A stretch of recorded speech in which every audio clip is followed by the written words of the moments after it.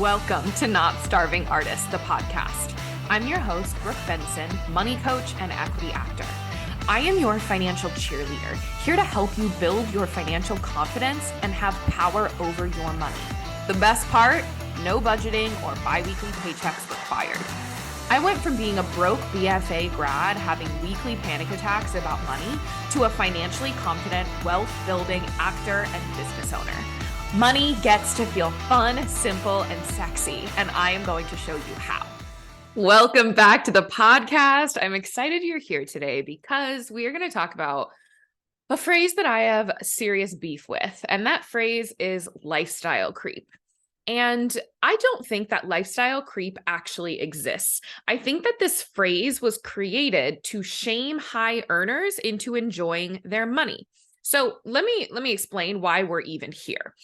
I have been having a lot of conversations with my one-on-one clients who are high earners, who are having a lot of guilt enjoying their money and spending their money, and even knowing what they want to spend their money on because, and the phrase that they keep using is, I'm afraid of lifestyle creep, right? I'm afraid of being irresponsible with this new money. I feel this weight of responsibility with the money that I'm making, like I need to be optimizing it and doing things smarter with it. And so anytime they think about like something they might want, or like, you know, for example, one of my clients recently just bought a Range Rover, which we coached on for a long, long time on allowing herself to get this Range Rover that was her dream car for years and years and years and years and years. And it was this fear of like, but is that a smart money move? Is that a responsible thing? I'm afraid of lifestyle creep. Is this lifestyle creep? I want to avoid that at all costs. So we're going to back up a little bit here, and we're going to talk about lifestyle creep and what it is. At the heart of it, lifestyle creep is someone who is a high earner who has been making more money, increasing their income, and they are living paycheck to paycheck. They are living like baseline, breaking even, right? What's coming in is what's going out, and there's no room to save or invest. Like all of their expenses matches their income, or they are spending more than what is coming in. Now, lifestyle creep is when you're living paycheck to paycheck, and as you continue to make more money, your expenses raise and raise and raise. Now, sure, but the thing is, like, the actual issue is paycheck to paycheck, right? It has actually nothing to do with your income. So if you're living paycheck to paycheck, if you're breaking even month after month after month after month, right, and nothing's changing, then that's the thing that we want to solve for. Lifestyle creep has just been used now, like it was given this definition to describe people who make more money and then still live paycheck to paycheck. But now it is widely just used by people who are earning high incomes as a way to like shame themselves or like avoid spending their money and enjoying their money. Or it's a way for other people to like judge high earners to be like, oh, that's lifestyle creep, right? Like, look at them buying the Range Rover, look at them buying the nice house, look at them like indulging in their money, like tisk tisk. That's lifestyle creep, not a responsible way to be using your money. And that's where I take huge fucking issue. Because we're like separating the two things here. Lifestyle creep is just someone who's living paycheck to paycheck. Living paycheck to paycheck can happen if you are making pennies or if you're making millions. Doesn't matter. You can still be living paycheck to paycheck no matter what. So let's just call it that. Right? That's the problem we want to solve for. That's different than this term that has now been like flipped to be used as like a flagellation stick, right? As a fear tool, like a fear tactic of whether it's being used against yourself as a high earner or other people are using it against high earners, like whatever it is. It just has now turned into something that makes us terrified to enjoy our money. Because we're so scared of lifestyle creep, because all the gurus are like, beware of lifestyle creep. Okay. So the reason that I'm saying all of this too is because all of the people who have come to me with the fears of lifestyle creep, every single one of my clients who has used that as a fear, right? Of like, I'm afraid of this, I want to avoid this. None of them are living paycheck to paycheck. None of them are living paycheck to paycheck. They have hundreds of thousands of dollars in savings. They've got businesses that are growing, that are not stagnating. They have money to put towards savings and investments. They're maxing out retirement accounts. They have like playground money to do things with. Like nothing about their income and how they're spending their money is even veering close to paycheck. But still, there's this phrase that's been like, what's the thing that they do to cows? Like branding, like the iron branding. Why is the word escaping me? But that, like, it's been seared into their brain as like, beware of lifestyle creep. When you're making a lot of money, this is your number one thing you should be afraid of. And so even though they're nowhere near the paycheck to paycheck thing, because lifestyle creep has been equated with high earners, that is now a fear that's been ingrained in their brain. And their brain has made the connection of like, that means we just shouldn't spend money on things that are deemed frivolous, right? And frivolous is completely relative, right? And this fear of lifestyle creep is also just a manifestation of like a general fear of, I'm making a lot of money now and I'm afraid I'm going to fuck it up, right? Because your identity or your brain hasn't really caught up to like the new money that you're making. And so there's just this fear. And I think it's exacerbated by the like influencers and finance people and investing experts that are all over social media, all over YouTube, that are like, here's all the ways to optimize your money. And when you're making this, you should start a trust and open an LLC under that trust. And you should buy this house and then you pass it down this way. And look, millions of dollars. And that's the smart way to use your money. Or like, here's the smart things that billionaires do. And so it's become this thing of like, oh, there's like all of these secret things that in order to be like wealthy, you have to do, or there's all these secret things that rich people know to do, the smart rich people know to do. And I'm not one of those smart rich people yet. Like, I want to make sure that I'm doing the smart things because now I'm rich and like no one gave me the playbook and yada, yada, yada. And so what I want to say is that like there's a whole tier of like, just like we have travel hacking, there's like a whole tier of like tax hacking, right? And there's a whole tier of like investment, like real estate hacking. Like there's all of these things that like, yes, people with wealth can like play around and do, but they're also not requirements. Making a lot of money does not now mean that you're required to do all the wealth hacking things. If you just want to vibe with your fucking money for the rest of your life, have some savings, have some investments for your retirement, and you just want to spend the rest, like, power to you. And I want to let that land for a second because I feel like no one's saying that. It's all about like letting your money work for you to like huge degrees and like accumulating all this wealth. And then we've got generational wealth and all of this stuff. And that's all fantastic if that's actually what you desire and it's coming from a place of you actually wanting it. But so much of the language that I hear from my clients specifically are the shoulds. I should be doing this. What are the right things to do? I feel like there's all this stuff that I'm not doing that I should be doing. How do I optimize? And all of those things, like they're just coming from a place of, I don't know, I feel dumb about money and maybe I should be doing different things. Like, I don't know what to do with my money. When the first step, like as you're making more money, the first step is just fucking enjoying your money. Enjoying it. And like, again, this is different than just spending all of it and draining your bank accounts and spending every penny that's coming in without any awareness whatsoever. We can live in this middle ground of like, yes, as you're making money, one of my clients specifically that I'm thinking of, we started working together a little over a year ago. And she opened and maxed out a solo 401k for the first time ever. It's like, I think $66,000 is what she invested last year.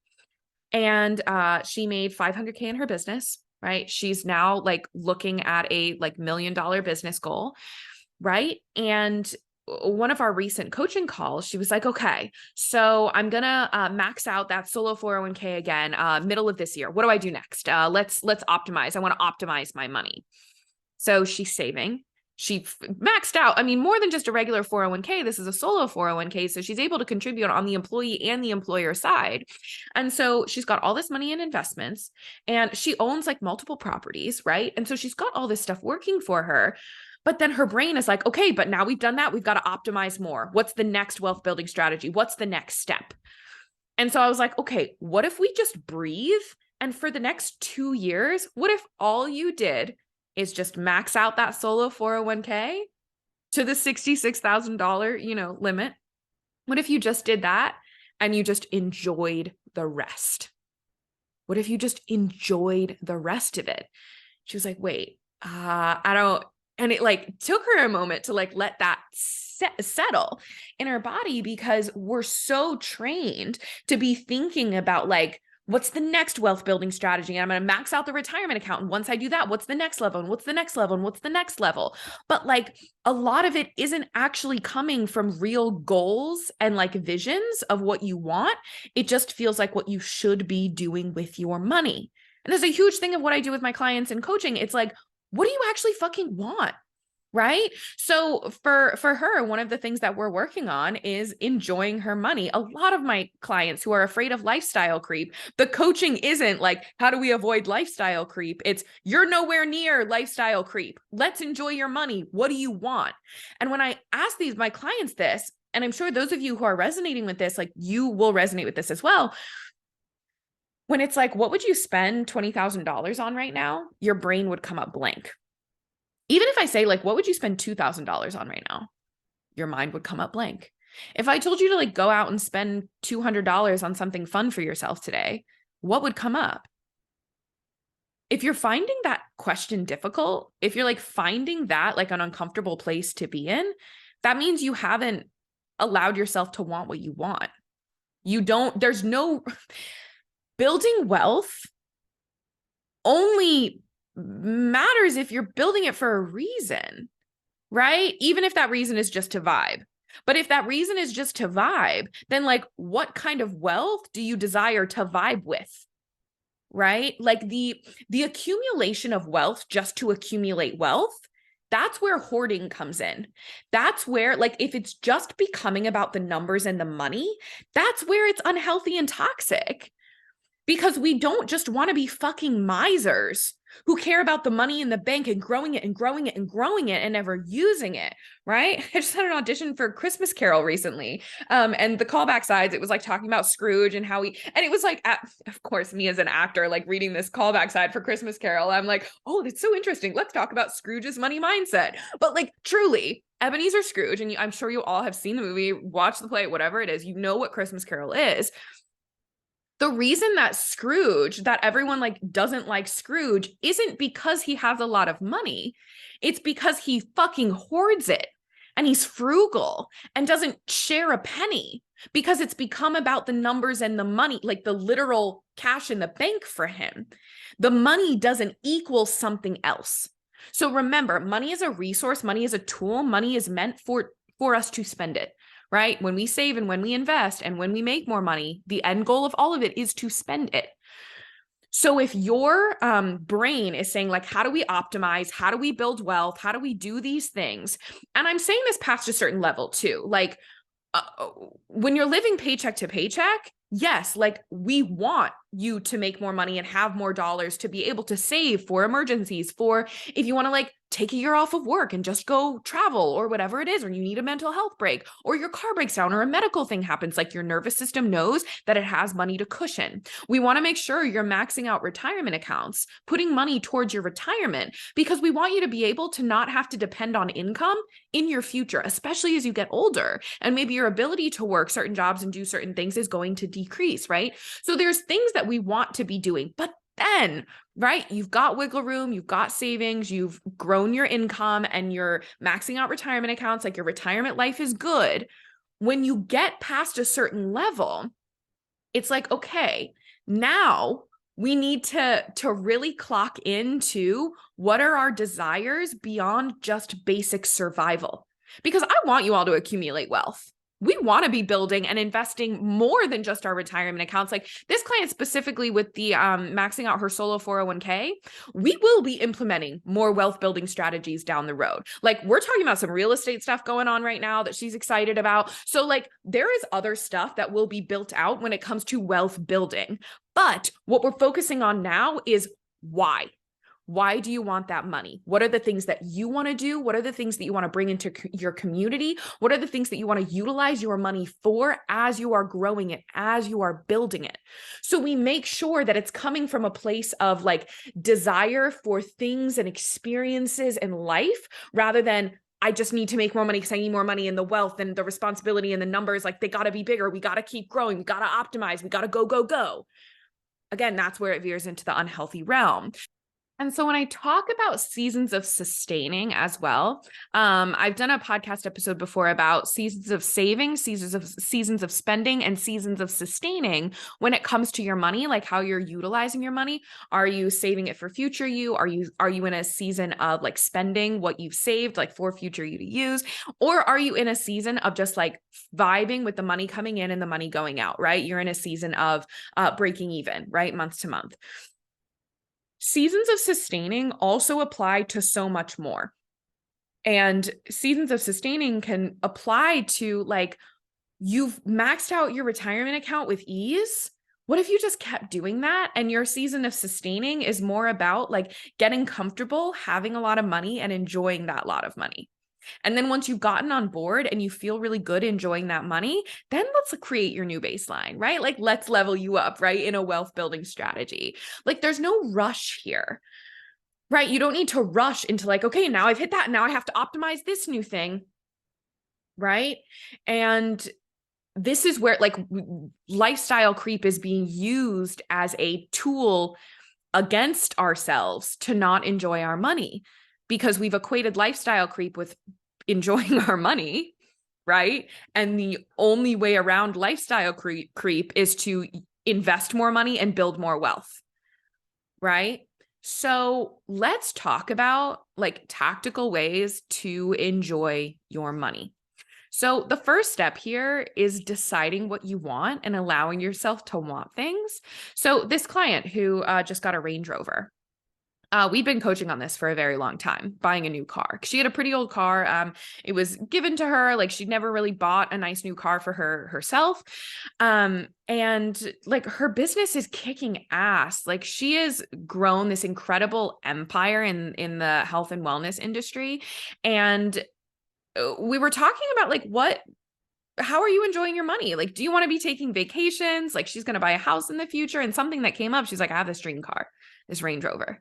It's been my dream car for ages and I want to get a new car. Like I think I want to get this Range Rover, but she was avoiding it for so long. Part of it was her fear of lifestyle creep, right? But when we actually got down to it, it was this fear of like, is this a responsible way to spend my money? And I was like, what if it's not? Is that okay?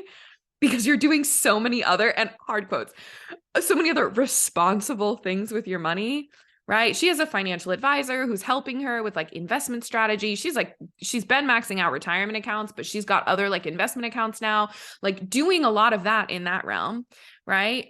She's doing so many responsible wealth building things with her money. Again, responsible is in hard quotes, right? Because it's so relative. So I was like, you can afford to make a frivolous move with your money? Like, what if you lean into that? Right. And so that's what we coached on. It's like, if you have excess money, it doesn't always have to be used smartly or in the right way or in the responsible way. One of the joys of making a lot more money and having a lot of playground and wiggle room with your money is so you can fuck around with it. It's this idea. And I said this to her as well. It's like, money doesn't have to come with more responsibility, right? Like money doesn't have to have, when you're making more, it doesn't have to come with that added weight of like, well, now I'm one of the rich people and I have to do the right money thing checklist and I have to do the optimized things and invest this way and get a wealth manager and da da da da da da. No, like what if you just did all the things that like when you were broke or a starving artist or like someone who was just starting their business and you were thinking about like, oh my gosh, if I could just like invest and max out my retirement account every year and be able to pay myself this much a month so that I could like afford rent for this apartment that I loved, like, and just be able to like not worry about money. Oh my God, what a dream. And then you get to that point and then you like move the carrot so far down the line, like the dangling carrot that you're chasing. It's like, well, now I have to optimize my wealth. No, like what if you just vibed there for a minute? What if you just vibed in the fact that your retired self is taken care of, your savings are stacked, and your business or however you're making your income solid, thriving, you're good to go? What if you just stayed there for a little bit? And you just played with the money that was around you to buy the dream car, to go on the vacations, to one of my clients custom ordered a piece of like really lovely jewelry from an independent artist. She bought, I don't remember exactly what the stone was, but it was like a really beautiful stone, and it's like being custom made for her. She bought a really nice piece of art for her home that felt like, she said, she was like, this feels like adult art, right? Like this isn't just like, you know, college me putting whatever up on my walls. Like this is a piece of art that my adult self like put in her living room. Right. And that's what she did with some of her money. For me, it's always going to be about vacations and beach and going and like and traveling, right? And like having a blast that way. That's what it's looked like for me in my like money enjoyment phases, right? Of like, oh my gosh, I can take an impulsive vacation. Oh my gosh, I can take vacations consistently. Oh my gosh, I can see my family, fly to them all the time just because I want to. Like travel and flights and that stuff. That's what playing with my money has looked like for me. And why this is important, right? I'm not saying just like fuck around with your money because you want to fuck around with your money, but also that's valid. Like you're allowed to enjoy your money if you're making money, and like all the other, again, quotes, responsible stuff is being taken care of. Future you is being taken care of. You're allowed to just want to enjoy your money because you want to enjoy it. But it's also a responsible money move to learn how to really enjoy your money and enjoy spending it and using it in frivolous ways, in silly ways, in unnecessary ways, in joyful ways, because that is training your body to really love money and to really see what money equals in physical life, not just in numbers in the bank account, right? What does money actually equal in my life? Because when you don't allow yourself to play and enjoy the excess, all you've done is you've like conditioned your brain to always feel financial struggle, because you equate financial struggle with not having playground money. But then when you do have playground money and you just tell yourself, now we have to do the wealth building, correct rich people things with the money, now you've eliminated your playground money again, which is why your financial anxiety continues to persist, because you just moved the finish line, right? You've eliminated your playground money that you work so hard to give for yourself. Is that making sense? Like, this is a responsible money move because it trains your body to like money. And when you train your body to like money and to like spending money and using your money, you get even more excited about some of that wealth building stuff. You get even more excited about saving more. You get even more excited about investing more. You get even more excited about all of that, like higher level stuff. Ooh, what can I play with in like the tax realm or the real estate realm or whatever? Because you know exactly what that more money will equate in your personal life. It removes the need for willpower. It removes the shoulds. All of it is actually coming from desire. And that's the whole point of what I work with my clients on, is that everything that you do with money is coming from a want, from a desire, not from a, this is the responsible thing to do. This is something I should do. This is the right thing to do with money. None of that fucking exists. The point of money is to use it and enjoy it. You get to do that right now. You get to do that right now.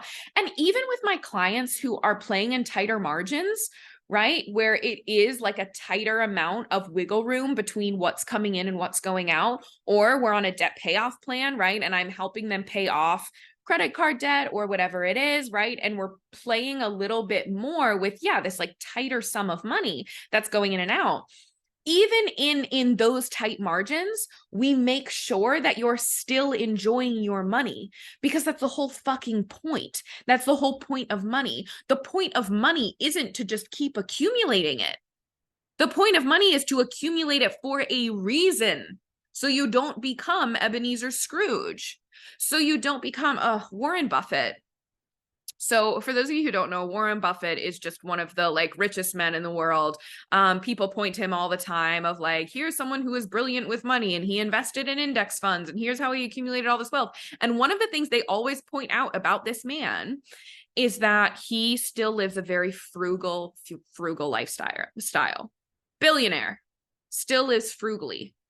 Recently, I was reading an article before I hopped on this podcast because I was like, I want to be able to like, I knew he was like still driving an old car. Like he never got a new car. He was always driving kind of like old beaters.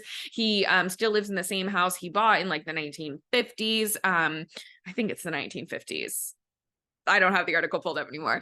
But one of the other things that was in this article was that recently he was on a trip to Hong Kong with one of his friends and they went to McDonald's and he pulled out McDonald's coupons to pay for the meal. Warren Buffett pulled out coupons for McDonald's. I'm sorry, but that is not something we should be looking up to. That man's got some money mindset issues we need to work on. My dude, you do not need to be thinking about coupons. He had to remember to put those coupons into his pocket while he was in Hong Kong. He was traveling too. So that means he must have taken these from home in his pocket when they stopped at McDonald's. Also, okay, right? Do we see how that is not something to admire and look up to? But because he's a billionaire, people are like, oh, this is what the rich people do. This is what you need to do because these people do these things. Be frugal. Don't enjoy your money. Just keep investing it and letting it grow and grow and grow. But I'm sorry, Sir Warren Buffett, are you enjoying your life? I'm not sure. Because if you're still feeling like you have to carry around McDonald's coupons in Hong Kong, I don't know, maybe we've got to ask some questions, sir. And I'm not trying to like harp on Warren Buffett, but this is harping on this idea that like you need to stay frugal as you make more money. And what's the point? When does the frugality stop? Where's the off ramp?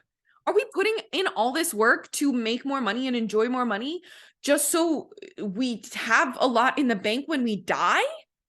Where is the off ramp? When is the age where it's like, okay, and now you can stop being frugal and you get to enjoy your money now? No, it happens along the way. It happens along the way. So lifestyle creep, not real. And I want you to not worry about it. If you're someone who has wiggle room to invest and save and has like playground money outside of your baseline expenses, you're not living paycheck to paycheck and you don't need to worry about lifestyle creep. Now, the other side of this that I want to be very clear about is all of these clients have awareness about their numbers. They are financial CEOs because in our coaching together, we have developed very simple systems for them to understand their numbers, to have eyes on their businesses, have eyes on their income, have eyes on their money. So it's not like, oh yeah, lifestyle creep isn't a thing for me. I'm just going to like buy a Range Rover and buy this new house and like get a bunch of custom made jewelry and who cares? Like lifestyle creep isn't real for me. No, they have eyeballs on their numbers. So this client who bought the Range Rover, she had a number in mind that she wanted to spend on a new car. We decided the number that she felt comfortable spending on her new car based on her entire financial ecosystem, based on her numbers. And then she was able to take that number and be like, yeah, Range Rover fits right inside of that number. That feels good for me. I see this car. It's like a little above my range, but I'm really feeling good about like the number I decided. And then this car was just a little bit above it, but that's cool with me. Like I'm signing off on that. So it wasn't just a fuck it, I'm buying the Range Rover. Fuck it, I'm taking the vacation. Fuck it, I'm hiring support. Fuck it, I'm buying the house. It was all done from awareness. Desire first, feelings and desire first, with the numbers in the background so that they know, like lifestyle creep can't exist if you're looking at your numbers. Lifestyle creep exists for the people who are avoidant about their money. So if you're even listening to this podcast, if you're even hearing my voice in your earballs right now, I don't think you have to worry about lifestyle creep, my friends, because already you wanting to learn about this stuff and hear about this stuff means you're not in total avoidance. Lifestyle creep is for like, that exists for people who are completely avoidant of their money. Because if you're looking at your numbers and you have that awareness, you can see what's happening. And if you're seeing that you're living paycheck to paycheck and you are consistently looking at your numbers and seeing that over and over and over, your body is going to start feeling real shit. Your brain's going to not like that. And the thing about our bodies and our brains is that they don't like to do things that feel like shit. So if you stay in awareness, you are automatically going to want to move yourself out of that scenario, right? So if you are staying aware of your numbers, if you are having your monthly financial CEO parties, if you are having weekly money dates, if you just know your numbers, lifestyle creep can't happen. You don't need to be worried about it.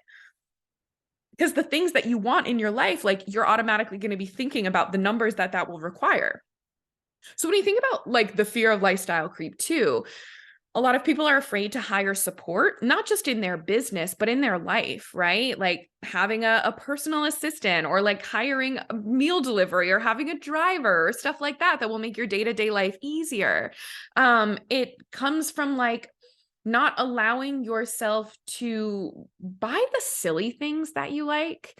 Like one of my clients gets weekly haircuts, loves getting weekly haircuts. He like is obsessed with his haircut regimen. He also really loves like buying physical books and getting like nice furniture pieces. And so like this client, it's about allowing him with his number awareness, right, to not be afraid of lifestyle creep and to indulge and enjoy the things that he loves spending his money on. So what I want you to be thinking about right now is like, what do you want? And this is I think one of the hardest parts is allowing yourself to be in want without it feeling like lack. So there's a spectrum of wanting, this spectrum of desire. And in the timeline, it's like, it starts like, you don't know you want the thing, you have not acknowledged you want the thing, whatever. Then you see the thing or decide you want the thing. And then we got this middle ground before you actually get the thing or don't get the thing, decide you don't want it anymore. And this middle ground gets to feel really juicy. And we want to get really comfortable allowing our brains to say, I want that, without having to immediately run out and get it. To sit with the want of the Range Rover without having to run out and get it. To sit with the want of like, twice a year luxury vacation to an all-inclusive resort in the Keys or in Cancun. I got my eyes on one in Montego Bay, right? Like sitting with that want without having to like run and go make it happen. Because I think that's also, again, lifestyle creep. I don't really think it exists, but like when we think about lifestyle creep, it's like making money decisions without awareness and without assessing them. We're just like spending and doing what we want, whatever we want. We're making more money. This is the other thing I want to talk about. I also see a lot of people who are making a lot more money just kind of spend it all without awareness, but in the energy of, I'm in abundance and I know that I will always be able to create more. And yes, that's true. But like, you can have that energy, also look at your numbers, be in abundance and look at your numbers, and then be able to give your nervous system such ease when it comes to money because you know exactly what's going on. And that doesn't mean you can't buy the things you want and get the things you want, but we're in avoidance, right? Still, if we're like not looking at the numbers. So if you're looking at your numbers, lifestyle creep can't happen for you. Lifestyle creep is a bullshit phrase that is being used to shame high earners into enjoying their money. And number 3, I want you to start thinking about wanting what you want, right? Like, how would you enjoy your money? What does enjoying your money look like for you? And no matter what phase of income you're at right now, doesn't matter. What do you want? So when we're thinking about lifestyle creep, I like to talk to my clients about like lifestyle upgrades and planning your lifestyle upgrades at certain financial levels. Like when you hit this amount of income, or when you're paying yourself this amount, or when you hit this raise, or when you're making this much per year, like what juicy, delicious upgrades come with those financial milestones? Plan them out ahead of time. One of the ones for me was monthly massages. Like back when I was initially starting like my financial wellness journey, I was like, oh my God, it would just be so cool if I could get a massage every single month, no matter what, at a really nice spa. And that was an upgrade I had planned, and I attached an income level to that upgrade.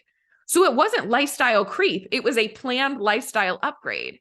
Again, intentional while looking at my numbers, right? That's an upgrade. If it's intentional, it's an upgrade. If it's creep, it's avoidance and unintentional. So planning these upgrades is going to help avoid the creep because everything you are doing and bringing into your life with your money is planned and intentional. And also, it's going to get you excited about making more money and like increasing your financial standing because you know the tactical, physical, material, experiential things that the money is going to bring you into your day-to-day life because you've got sights on them, right? It's like, even if you're just trying to pull yourself out of survival mode right now, that's great. But like try and peek a little bit further out of the hole and be like, ooh, what's down the road, right? What's coming next? So for those of you who are feeling afraid of lifestyle creep, just remember, as long as you're looking at your numbers, it can't happen. And also you deserve to enjoy your money, right? The whole point of making more money and saving more money and investing more money is to spend it and to use it and to enjoy it. You don't have to be smart with your money. You don't. You get to decide what the smart things are for you to do with your money. If that's maxing out a retirement account, great. But that's not because maxing out retirement accounts are the smart thing to do. But is it smart for you and your situation and your lifestyle? Let's decide that. How much do you want in your savings account? Why? Like, let's decide on that number. Does that feel smart? Yes, because we've crafted it about you and your lifestyle and your situation, right? Like everything is not because it's the good thing to do with money. It's because it directly affects your life and has a tie to your actual situation. For most human beings, investing and saving is going to be smart things to do. Right? But to what level and how and what that actually looks like in your financial ecosystem, in your money flow, it's going to differ person to person. So I want you to stop chasing the smart, right, rich people checklist. And I want you to start crafting your own smart, right, responsible, rich person checklist. Right? What is smart for you? What makes sense for you? What feels responsible for you? And you bet your ass enjoy your money is going to be on that list. Because what else is the point, right, of having more money and making more money and doing all the things with money, if not to enjoy it? That was the whole point. If you like pull yourself back to the very beginning and when you first wanted to start getting your money shit together, it was to feel better, feel more ease, enjoy it, right? So like let yourself do that now. Let yourself do it now. Take care of your survival needs and then vibe and enjoy. And also a lot of my clients who own businesses and kind of like jumped their income pretty rapidly over a few years. It's like your body is still catching up with the fact that this is your reality. So let it take its time. Don't try and push it to like building wealth and optimize and doing the things. Let it just enjoy and be like, no, we can like go out to eat a bunch and it doesn't affect us, right? We can buy the car. We can get the nicer apartment. We can move to that city. We can buy that fun thing we saw on Instagram. How fun, like giving your like younger self like that joy and that fun with your money. Oh, how healing, how healing. That's what I want for all of you. And this is what I do inside of my coaching containers. I help you create that checklist for yourself. Right? Like we get down to the heart of like, why are you wanting to optimize? What's the end goal? And we like pick apart like the roots of it. And we're like, oh yeah, okay, cool. Now let's put this strategy in place. Yes, this thing would be a great thing to do because of X, Y, and Z. And then also we've got this playground money. How do you want to enjoy it? How do you want to use it? Lifestyle creep doesn't exist. Stop using it to shame yourself for wanting to enjoy your money. As a high earner, your earnings were meant to be spent and used and enjoyed. Go buy yourself something fun today. Thanks so much for tuning in. Come join me on Instagram for more on how to build a simple, sexy relationship with your money. My Instagram handle is @NotStarvingArtists. And if you want to dive deeper with me, head to the show notes to learn more about one-on-one coaching.